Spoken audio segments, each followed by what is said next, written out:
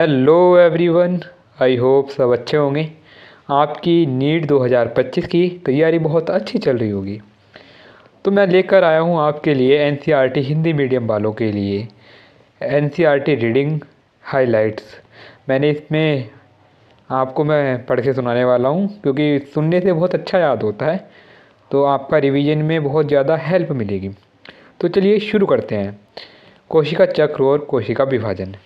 क्या आप जानते हैं कि सभी जीव, चाहे सबसे बड़ा ही क्यों न हो, जीवन का प्रारंभ एक कोशिका से करता है। क्या आप आश्चर्यचकित हो सकते हैं कि कैसे एक कोशिका से इतने बड़े जीव का निर्माण होता है। वृद्धि व जनन सभी कोशिकाओं का ही नहीं, सभी सजीवों की विशेषता है।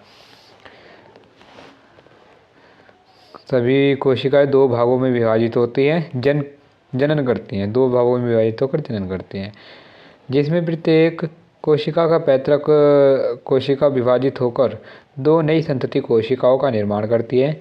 ये नवनिर्मित संतति कोशिका स्वयं वृद्धि व विभाजन करती हैं एवं पैतृक कोशिका और संतति कोशिका वृद्धि व विभाजन के बाद एक नई कोशिका जनसंख्या का निर्माण करती हैं।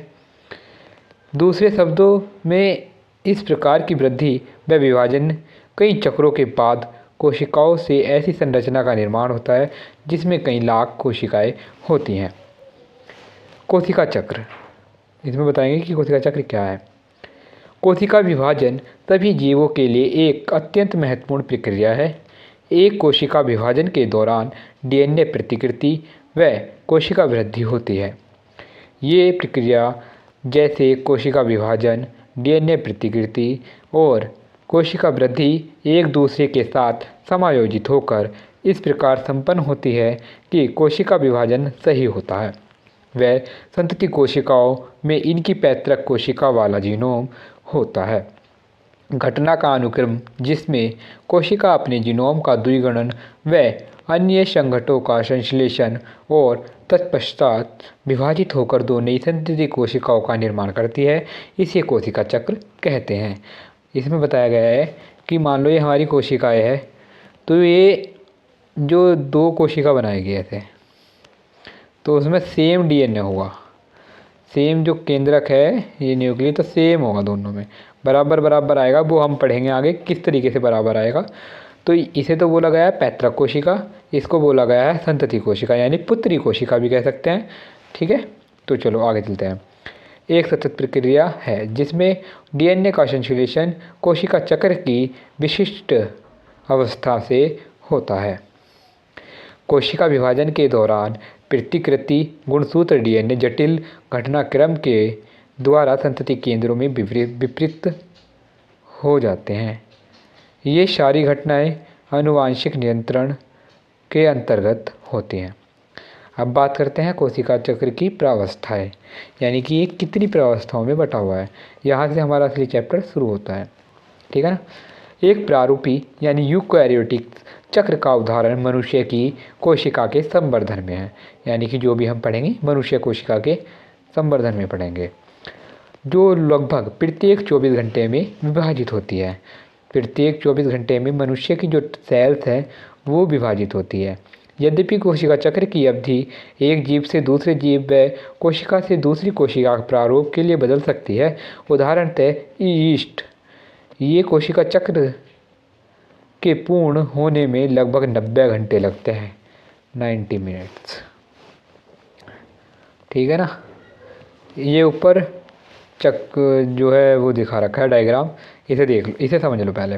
ये है हमारी जीवन अवस्था, ये संश्लेषण अवस्था G2 अवस्था, और यहाँ तक है M अवस्था, इसे सूत्री विभाजन भी कहा गया है।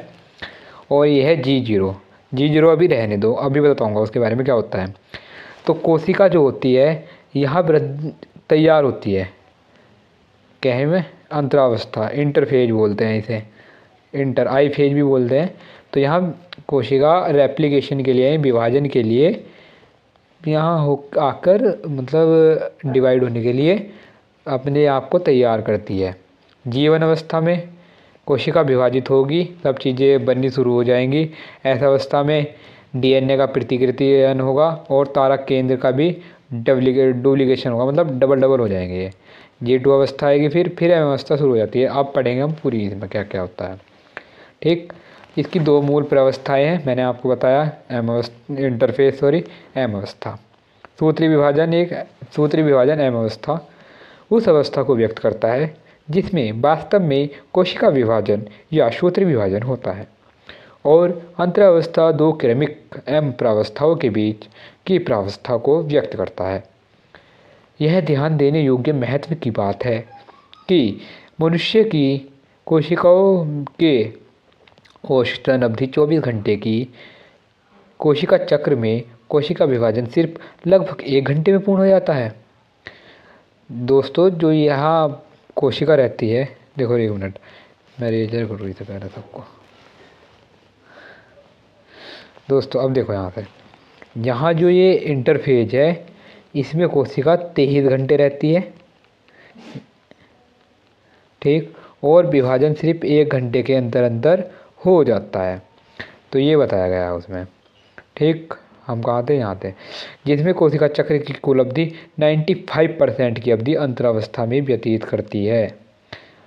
अंतरावस्था क्लियर है। अब आती है M अवस्था।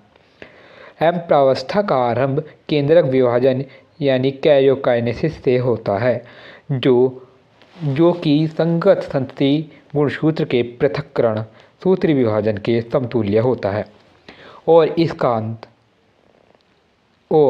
इसका अंत कोशिका द्रव्य विभाजन यानी साइटोकाइनेसिस के साथ होता है। सबसे शुरू में केंद्रक का विभाजन होगा। अब मान लो हमारा केंद्रक के विभाजन नहीं करेगा तो फिर कोशिका द्रव्य कैसे विभाजन कर लेगी, तो यही है इसमें। ठीक है ना। चलो हम कहाँ पढ़ते हैं, आते हैं। हाँ ठीक है। अंतरावस्था को विश्राम प्रावस्था भी कहते हैं। यह वह अवस्था है जिसमें कोशिका विभाजन के लिए तैयार होती है तथा इस दौरान क्रमबद्ध तरीके से कोशिका वृद्धि व डीएनए प्रतिकृतिकरण दोनों होते हैं। अंतरावस्था को 3 प्रावस्थाओं में विभाजित किया गया है। Number 1 G1 phase, S phase और G2 फेज। ठीक, पश्च सूत्रीय अंतरकाल प्रावस्था G1 अवस्था सूत्री विभाजन व डीएनए प्रतिकृतिकरण के बीच अंतराल को प्रदर्शित करता है। G1 प्रावस्था के कोशिका उपापचयी रूप से सक्रिय होती है, लगातार वृद्धि करती है, परंतु इसका डीएनए प्रतिकृतिकरण नहीं होता। मैंने बताया ना, इसमें कोई भी हमारा डुप्लीकेशन नहीं होगा, उपापचय रूप से सक्रिय रहेगी। ठीक है ना। ऐस अवस्था में या संश्लेषण अवस्था भी इसे बोलते हैं। तो इसके दौरान डीएनए का निर्माण होता है, इसकी प्रतिकृति होती है। इस दौरान डीएनए की मात्रा दोगुनी हो जाती है। यदि डीएनए की प्रारंभिक मात्रा को 2C से और चिन्हित किया जाए तो यह बढ़कर 4C हो जाती है। यद्यपि गुणसूत्रों की संख्या में कोई वृद्धि नहीं होती। यदि जीवन प्रावस्था के कोशिका द्विगुणित है या 2N गुणसूत्र हैं तो S प्रावस्था के बाद भी इनकी संख्या वही रहती है जो जीवन प्रावस्था में थी, अर्थात 2N ही होगी। अब बात करते हैं प्राणी कोशिका में S प्रावस्था के दौरान केंद्रक में डीएनए का जैसे प्रतिकृतिकरण प्रारंभ होता है वैसे ही तारक केंद्र का कोशिका द्रव्य में प्रतिकृतिकरण होने लगता है। कोशिका वृद्धि के साथ सूत्री विभाजन हेतु G2 प्रावस्था के दौरान प्रोटीन का निर्माण करती है। अगर क्वेश्चन आ जाए, PYQ आया था लास्ट ईयर, तो नहीं कह सकते, 2020 के समथिंग आया था ये, कि प्रोटीन का निर्माण कहाँ होता है, तो उसमें G2 याद रखना। ठीक है, मैंने लिख भी रखा है यहाँ, PYQ में आया था ये। आप एक काम करना, जहाँ जो लाइन से PYQ बनते हैं वहाँ पर लिखते रहो कि हाँ इस लाइन से PYQ बनाया, उसके नीचे अंडरलाइन करके। ठीक है। तो प्रौढ़ प्राणियों में कुछ कोशिका विभाजित नहीं होती, जैसे हृदय कोशिका, तथा उनके दूसरी कोशिका यदाकदा विभाजित होती हैं। ऐसा तभी होता है जब क्षतिग्रस्त या मृत कोशिकाओं को बदलने की आवश्यकता होती है। ये कोशिकाएं जो आगे विभाजित नहीं होती G1 अवस्था से निकलकर निष्क्रिय अवस्था में पहुंच जाती हैं, जिसे कोशिका चक्र या शांत अवस्था G0 अवस्था कहते हैं। इस अवस्था की कोशिका उपापचय रूप से सक्रिय होती है, ये विभाजित नहीं होती। इनका विभाजन जीव की आवश्यकता अनुसार होता है। प्राणियों में सूत्री विभाजन केवल द्विगुणित कायिक कोशिकाओं में ही दिखाई देता है। हालांकि इसमें कुछ अपवाद है, जहां हैप्लॉइड अगुणित कोशिकाएं और समसूत्री विभाजन द्वारा विभाजित होती हैं। उदाहरण के लिए नर मधुमक्खियाँ। इसके विपरीत पादपों में सूत्री विभाजन अगुणित व द्विगुणित दोनों कोशिकाओं में दिखाई देता है। पादपों में पीढ़ी एकांतरण अध्याय 3 के उदाहरण को याद करते हुए पादप जातियों और अवस्थाओं की पहचान करें, जिसमें अगुणित कोशिकाओं में सूत्री विभाजन दिखाई पड़ता है। 10.2 सूत्री विभाजन एम अवस्था। यह कोशिका चक्र की सर्वाधिक नाटकीय अवस्था है, जिसमें कोशिका के सभी घटकों का वृद्धपूर्ण गठन होता है। जनन व संतति कोशिकाओं में गुणसूत्रों की संख्या बराबर होती है, इसलिए इसे समसूत्री विभाजन कहते हैं। सुविधा के लिए सूत्री विभाजन को केंद्रक विभाजन की 4 अवस्थाओं में विभाजित किया गया है। कैरियोकाइनेसिस। यहाँ यह समझ लेना आवश्यक है कि कोशिका विभाजन एक प्रगतिशील क्रिया है और इसकी विभिन्न अवस्थाओं के बीच स्पष्ट रूप से विभाजन करना मुश्किल है। कैरियोकाइनेसिस को 4 अवस्थाओं में विभाजित किया गया है: पूर्व अवस्था प्रोफेज, मध्य अवस्था मेटाफेज, पश्चावस्था एनाफेज, अत्यंत अवस्था टीलोफेज। 10.2.1 पूर्वावस्था। अंतरावस्था की एस व G2 अवस्था के बाद पूर्वावस्था कैरियोकाइनेसिस का पहला पड़ाव है। एस व G2 अवस्था में DNA के नए गुणसूत्र बन जाते हैं, लेकिन आपस में गुथे होने के कारण स्पष्ट नहीं होते। गुणसूत्रीय पदार्थ के संघनन का प्रारंभ पूर्वावस्था की पहचान है। गुणसूत्रीय संघनन की प्रक्रिया के दौरान ही गुणसूत्रीय द्रव्य स्पष्ट होने लगता है। चित्र 10.2a तारककाय व तारक केंद्र, जिसका अंतरावस्था की प्रावस्था के दौरान द्विगुणन हुआ था, अब कोशिका के विपरीत ध्रुवों की ओर चलना प्रारंभ कर देता है। पूर्वावस्था के पूर्ण होने के दौरान जो महत्वपूर्ण घटनाएं होती हैं, उनकी निम्न विशेषताएं हैं। पहले आप चित्र देख लो। ये चित्र है, मतलब आपको साफ दिखाई देना शुरू हो गया होगा। इसमें DNA होते हैं। ठीक, महत्वपूर्ण विशेषताएं हैं। गुणसूत्रीय द्रव्य संघनित होकर ठोस गुणसूत्र बन जाते हैं। गुणसूत्र 2 अर्ध गुणसूत्रों से बना होता है, जो आपस में सेंट्रोमियर के द्वारा जुड़ा होता है। अंतरावस्था के समय जिस तारककाय का द्विगुणन हुआ है, वह कोशिकाओं में विपरीत ध्रुवों की ओर जाने लगता है। प्रत्येक तारककाय सूक्ष्म नलिकाओं को विकृत करता है, जिसे तारक एस्टर कहते हैं। ये तंतु व तारक मिलकर समसूत्री विभाजन यंत्र बनाते हैं। पूर्व अवस्था के अंत में यदि कोशिकाओं को सूक्ष्मदर्शी से देखा जाता है, तो इसमें गोल्जिकाएं, अंतःप्रद्रव्य जालिका, केंद्रिका व केंद्रक का आवरण नहीं दिखाई देता।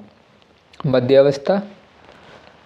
केंद्रक आवरण को पूर्ण रूप से विघटित होने के साथ समसूत्री विभाजन की द्वितीय अवस्था प्रारंभ होती है। इसमें गुणसूत्रीय कोशिकाओं के कोशिका द्रव्य में फैल जाते हैं। इस अवस्था के दौरान गुणसूत्रों का संघनन पूर्ण रूप से हो जाता है और सूक्ष्मदर्शी से देखने पर ये स्पष्ट रूप से दिखाई देने लगते हैं। यही वह अवस्था है जब गुणसूत्रों की आकृति का अध्ययन बहुत ही सरल तरीके से किया जाता है। मध्य अवस्था गुणसूत्र 2 संतति अर्ध गुणसूत्रों से बना होता है, जो आपस में गुणसूत्र बिंदु से जुड़ा होता है। चित्र देखोगे आप सेकंड मध्य अवस्था का।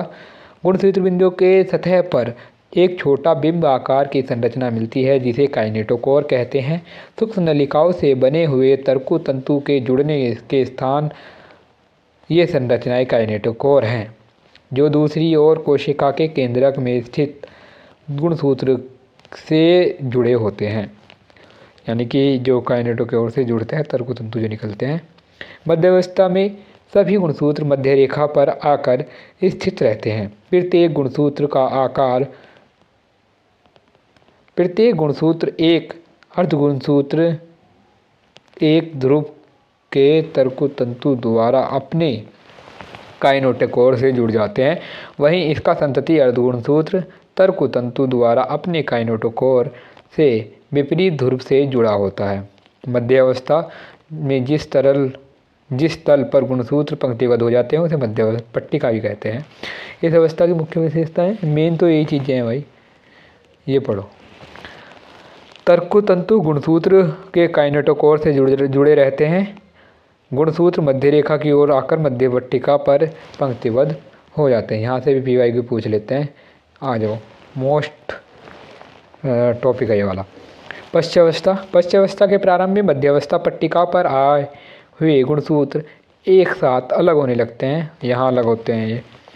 इन्हें संतति अर्ध गुणसूत्र कहते हैं, जो कोशिका विभाजन के बाद बनने वाले नए संतति केंद्रक का गुणसूत्र बनेगा।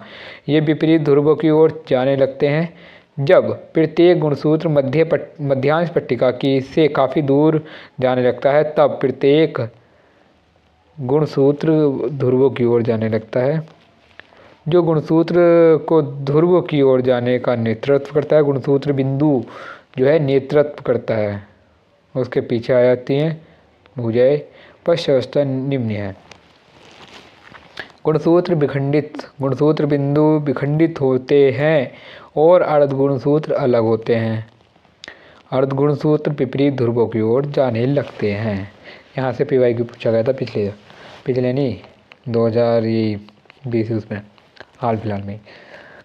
अत्यंत अवस्था, सूत्री विभाजन की अंतिम अवस्था के प्रारंभ में अत्यंत अवस्था गुणसूत्र को क्रमानुसार अपने ध्रुवों पर चले गए हैं, संघनित होकर अपनी संपूर्णता खो देते हैं और एकल गुणसूत्र दिखाई नहीं देते।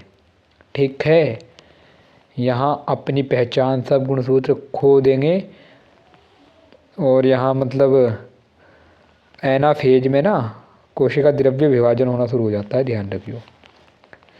गुणसूत्र विपरीत ध्रुवों की ओर एकत्रित हो जाते हैं और इनकी पृथक पहचान समाप्त हो जाती है। गुणसूत्र बिंदु समूह के चारों तरफ केंद्रक झिल्ली का निर्माण हो जाता है। केंद्रिका, गोलजिकाएं व अंत प्रद्रव्य जालिका का पुनर्गठन हो जाता है।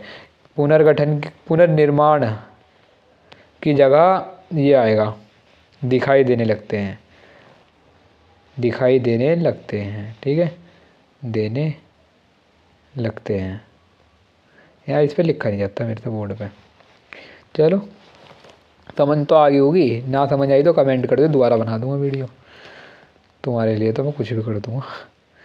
कोशिका द्रव्य विभाजन साइटोकाइनेसिस, देखो कितनी लंबी होगी, अभी ज़्यादा लंबी ना हुई, पढ़ लो, बीच में पॉज करके देख लियो, है ना।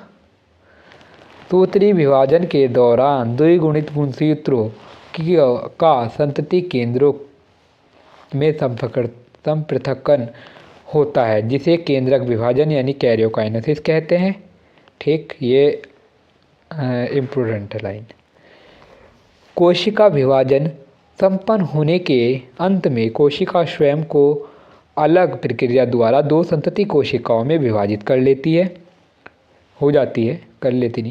इस प्रक्रिया को कोशिका द्रव्य विभाजन कहते हैं। प्राणी कोशिकाओं का विभाजन जीव द्रव्य कला में एक खाँच बनने के संपन्न होता है। खाँचों को लगातार गहरा व अंतः में केंद्रक के पास मिलने से कोशिका द्रव्य दो भागों में बढ़ जाता है। यद्यपि पादप कोशिकाओं जो अपेक्षाकृत अपराशरणी कोशिका भित्ति से घिरी होती है, अतः इनमें कोशिका द्रव्य विभाजन दूसरी विभिन्न प्रक्रियाओं द्वारा संपन्न होता है। पादप कोशिकाओं में नई कोशिका भित्ति का निर्माण कोशिका के केंद्रक से शुरू होकर बाहर की ओर पूर्व स्थित पार्श्व कोशिका भित्ति से जुड़ जाता है।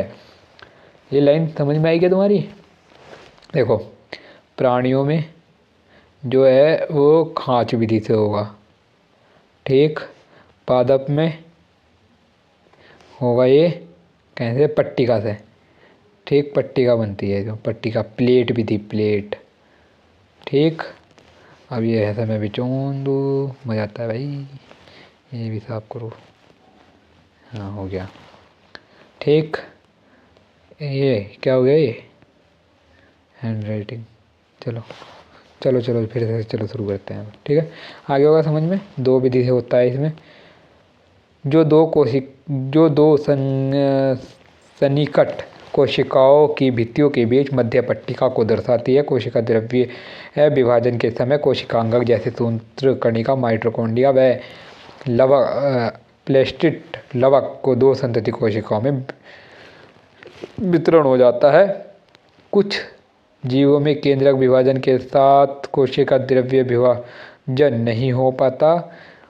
अगर कहीं कोशिका द्रव्य विभाजन नहीं हो रहा तो क्या होगा ये कि जो कोशिका में केंद्रक हैं वो प्रतिकृतिकरण करते रहेंगे और बहुकेंद्रीय बन जाएगी, जैसे कि नारियल का तरल भ्रूण पोष। ये लाइन देख लो, ठीक है। चलो आगे। सूत्री विभाजन का महत्व, इसमें कुछ नहीं है, पढ़ लो।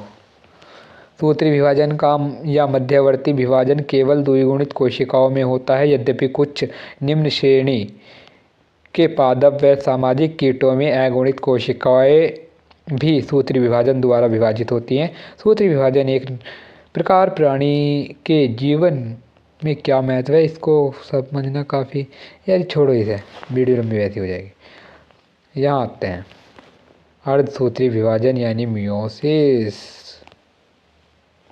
ठीक है बच्चा लोगन। चलो, लैंगिक प्रजनन द्वारा संतति के निर्माण में 2 युग्मक का समायोजन होता है, जिसमें अगुणित गुणसूत्रों का एक समूह होता है।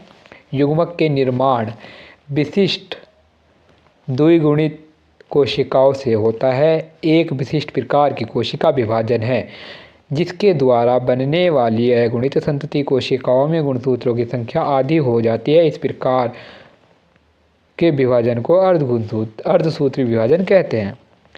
लैंगिक जनन करने वाले जीवधारियों के जीवन चक्र में अर्धसूत्री विभाजन द्वारा अगुणित अवस्था उत्पन्न होती है एवं निषेचन द्वारा द्विगुणित अवस्था पुनः स्थापित हो जाती है। पादपों एवं प्राणियों में युग्मनज के दौरान अर्धसूत्री विभाजन होता है, जिसमें परिणाम स्वरूप अगुणित युग्मक उत्पन्न होते हैं। अर्धसूत्री विभाजन की मुख्य विशेषताएं निम्न हैं। अर्धसूत्री विभाजन के दौरान केंद्रक व कोशिका विभाजन के 2 अनुक्रमिक चक्र संपन्न होते हैं, जिसे अर्धसूत्री 1 व मियोसिस सेकंड कहते हैं। इस विभाजन में डीएनए प्रतिकृति सिर्फ एक बार होती है, यानी कि इसमें ऐसा अवस्था सिर्फ एक बार आएगी। बच्चा लोगन समझ में आयो?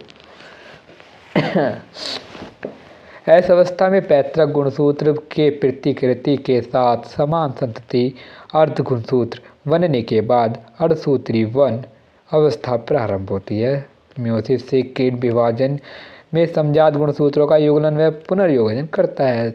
तो इसकी भी 4 अवस्थाएं हैं। पूर्वावस्था 1, मध्यावस्था 1, मध्यावस्था, अत्यंत अवस्था सेकेंड सेम हुई है, ठीक है।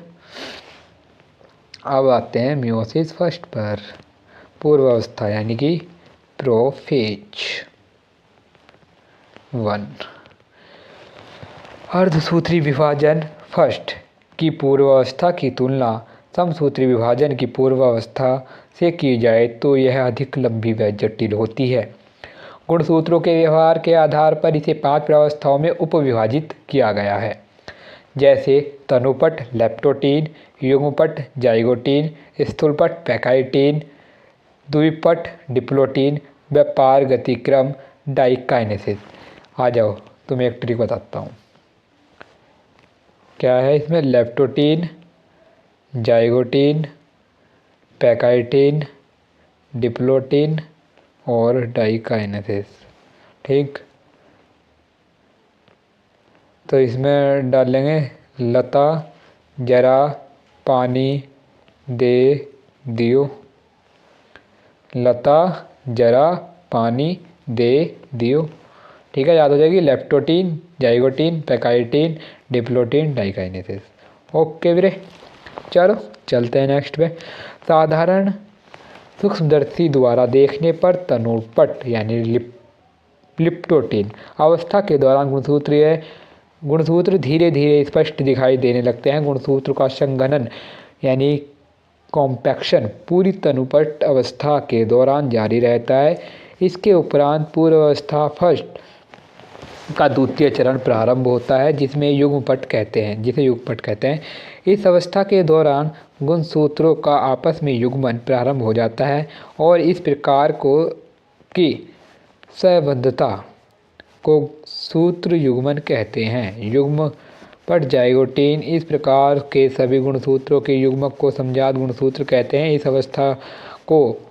अवस्था का इलेक्ट्रॉन सूक्ष्मलेखी यह दर्शाता है कि गुणसूत्र युग्मक के साथ समित एक जटिल संरचना का निर्माण होता है जिसे सिनेप्टोनोमिल समिति कहते हैं। जिसे समिति का निर्माण एक जोड़ी सूत्र युग्मित समजात गुणसूत्रों द्वारा होता है।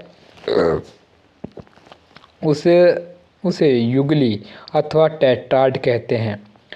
यद्यपि ये अगली अवस्था में अधिक स्पष्ट दिखाई पड़ता है। पूर्वावस्था फर्स्ट की उपरोक्त दोनों अवस्थाएं स्थूलपट पैकाइटिन अवस्था की अपेक्षाकृत कम अवधि होती है। इस अवधि के दौरान युगली गुणसूत्र चार अर्ध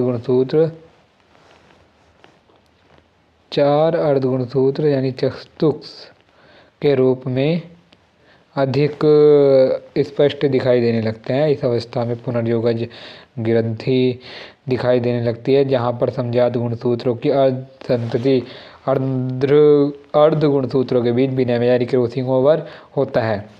जीन विनिमय समझ गए? अरे बच गए, समझ गए यार तुम तो। विनिमय जो समजात गुणसूत्रों के बीच आनुवांशिक पदार्थों का आदान प्रदान का कारण होता है। विनिमय एंजाइम द्वारा नियंत्रित प्रक्रिया है। जो एंजाइम इस प्रक्रिया में भाग लेते हैं उसे राइबोकाइनेज एंजाइम कहते हैं। एंडोन्यूक्लिएज भी तो कहते हैं, हाँ, जो काटने का काम करता है, जैसे कि तुम्हारी जीएफ काट के चलेगी तुम्हारा। छोड़ो अब यार, डिस्टर्ब मत हो, डिस्ट्रैक्शन का कारण पढ़ लो। दो गुणसूत्रों के आनुवांशिक पदार्थों का पुनर्योगन जीन विनिमय का अग्रसर होता है।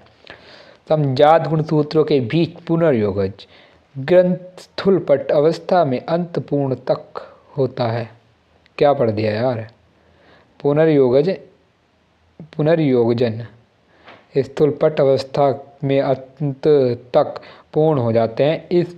जिससे परिणाम स्वरूप विनिमय स्थल पर गुणसूत्र जुड़े हुए दिखाई पड़ते हैं। द्विपट डिप्लोटिन के प्रारंभ में सिनेप्टोनोमल सम्मिश्र का विघटन हो जाता है और युगली समजात गुणसूत्र विनिमय बिंदु अतिरिक्त एक दूसरे से अलग होने लगते हैं। चलो ये डायग्राम देख लो। देख लिया?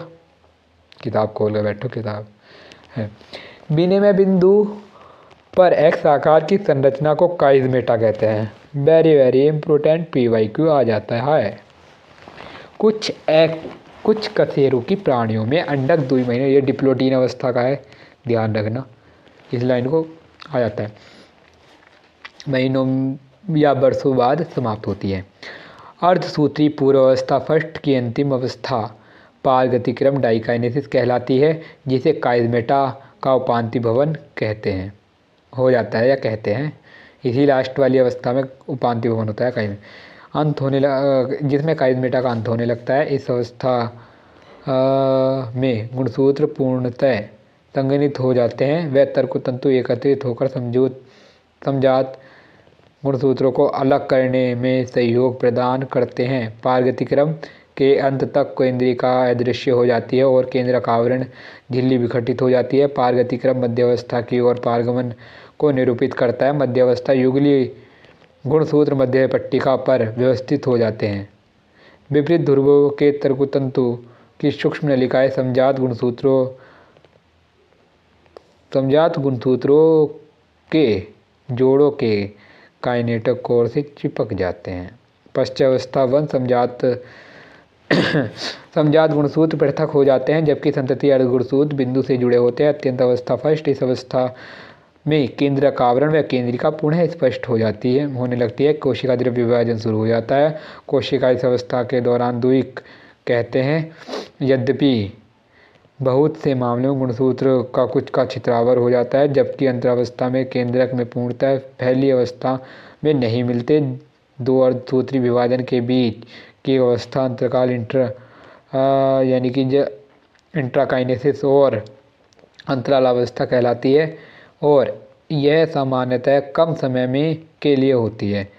इसमें डीएनए का द्विगुणन नहीं होता। उसके बाद पूर्व अवस्था सेकंड आती है, जो पूर्व अवस्था वन से काफ़ी सरल होती है। बच्चों सेकंड आ गई, चलो पूर्व अवस्था सेकंड। अर्धसूत्री विभाजन सेकंड। गुणसूत्र का पूर्ण लंबा होने से पहले वह कोशिका द्रव्य विभाजन तत्काल प्रारंभ होता है, जो एकदम तुरंत हो जाता है। मियोसिस डिवीजन फर्स्ट के विपरीत अर्धसूत्री विभाजन सेकंड सामान्य सूत्री विभाजन के समान होता है। ये बिल्कुल समान है समसूत्री के। पूर्वावस्था सेकंड के अंत तक केंद्रक क्या है इसमें केंद्रक आवरण अदृश्य हो जाता है, गुणसूत्र पुनः संघनित हो जाते हैं। मध्यावस्था इस अवस्था के गुणसूत्र मध्यावस्था में आ जाते हैं, जिनसे काइनेटोकोर से चिपक जाते हैं। पूर्वावस्था इस अवस्था के गुणसूत्र बिंदु अलग हो जाते हैं, जुड़ी अर्ध काइनेटोकोर से जुड़ी हुई सूक्ष्म नलिकाओं का छोटे होने से कोशिका के विपरीत ध्रुवों की ओर चले जाते हैं। अत्यंत अवस्था यह वह अवस्था है सूत्री विभाजन की अंतिम अवस्था है, जिसमें गुणसूत्र का दो समूह पुनः केंद्रक आवरण द्वारा घिर जाते हैं। कोशिका द्रव्य विभाजन के चार उपरांत गुणित कोशिकाएं चतुष्क बन जाती हैं, 4 कोशिका बन जाती हैं।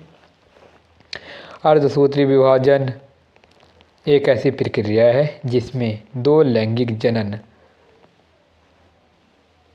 समझ गए, दो लैंगिक जनन वाले जीव जातियों के विशिष्ट गुणसूत्रों की संख्या पीढ़ी दर पीढ़ी संरक्षित रहती है। यद्यपि विरोधाभासी प्रक्रिया के परिणाम स्वरूप गुणसूत्रों की संख्या आधी हो जाती है। इसके द्वारा जीवधारियों की जनसंख्या में एक पीढ़ी से दूसरी पीढ़ी की ओर आनुवंशिक विविधताएं बढ़ती जाती है। विकास प्रक्रिया विभिन्न विभागताएं अत्यंत महत्वपूर्ण है। कंप्लीट सारांश आप पढ़ लेना, ठीक है। अगर कोई भी गलती लगी हो वीडियो में तो मुझे कमेंट में बता दियो, मैं और अच्छी उसे मतलब और दोबारा नहीं करने का, वो गलती दोहराने का नहीं हो, सही से बनाऊंगा। अगली वीडियो और अच्छी होगी, क्योंकि ये फर्स्ट वीडियो रिकॉर्ड करी है मैंने, तो थोड़ी बहुत गलती होगी तो माफ़ कर दियो। तब तक के लिए बाय बाय। हाँ, तमीज़ के साथ पढ़ लियो, ठीक है, चलो बाय।